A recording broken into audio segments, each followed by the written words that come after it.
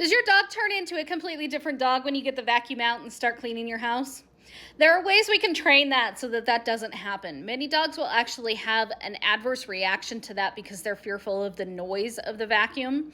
So what you need to do is actually a process called desensitization, and that is get the vacuum out and put it clear across the room and just let it sit there for a few days. And if the dog shows any kind of interest in it, they go over and they sniff it or anything, you can actually capture that behavior with saying yes or good, or if you happen to have a clicker, you can click that behavior and then follow it up with a treat.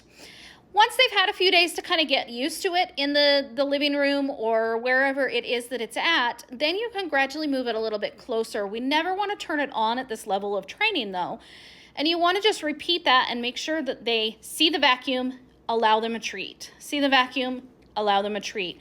Do that several times so that you're building up positivity to having that vacuum close to them and in that vicinity of where they're at.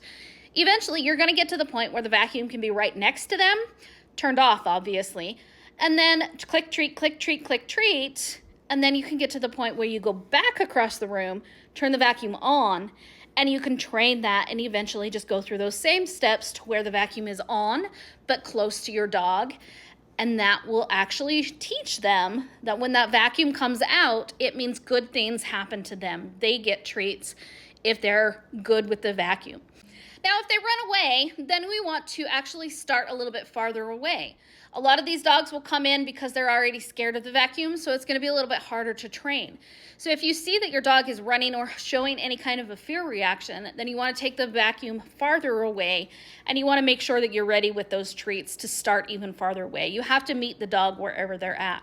But if you go through that process of desensitization, you will get to the point where your dog is comfortable enough with the vacuum that you can be in the house doing your chores, vacuuming, and they can be laying on their bed or wherever they are comfortable already.